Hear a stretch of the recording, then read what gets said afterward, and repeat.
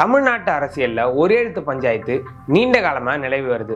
புதுசா கட்சி தொடங்குறவங்க ஏற்கனவே பிரபலமா இருக்கக்கூடிய கட்சியினுடைய பெயர்ல இருந்து ஒரு எழுத்த முன்ன பின்ன நடுவுலன்னு மாத்தியோ சேர்த்தோ புதிய கட்சியை தொடங்குறது நீண்ட காலமாகவே இருந்து வருகிறது. இதுக்கு அந்த கால உதாரணம் திமுக, அதிமுக.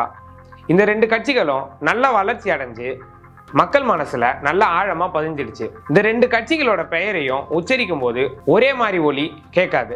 ஆனா சமீபத்துல மதிமுகவில இருந்து நீக்கப்பட்ட மல்லை சத்யா தொடங்கி உள்ள கட்சியின் பெயர் விஜய் கட்சியினருக்கு அதிர்ச்சியை ஏற்படுத்தி இருக்கு. காரணம், மல்லை சத்யாவின் கட்சியின் பெயர் திராவிட வெற்றி கழகம், சுருக்கமா திவேக. இந்த கட்சியின் பெயரையும் விஜய் கட்சியின் பெயரையும் ஆங்கிலத்தில் தமிழ் உச்சரிப்பில் சொல்லும் போது ஒரே மாதிரி ஒலிக்கும். அதாவது விஜய் கட்சி டிவிகே, மல்லை சத்யாவின் கட்சி டிவிகே.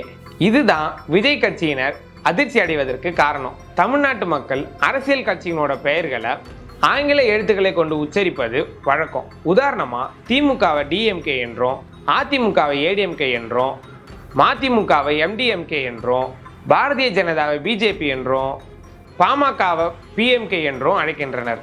இதற்கெல்லாம் முன்பாக கட்சி தொடங்கிய வேல்முருகனின் கட்சியான தமிழக வாழ்வுரிமை கட்சி தமிழ்ல தாவாக எனவும் ஆங்கிலத்தில் டிவிகே என்றும் அழைக்கப்படுகிறது. அந்த வகையில் வரும் தேர்தலில் 2 டிவிகே 1 டிவிகே களம் காண இருப்பது வாக்காளர்கள் மத்தியில் குழப்பத்தை ஏற்படுத்தும் என கூறப்படுகிறது.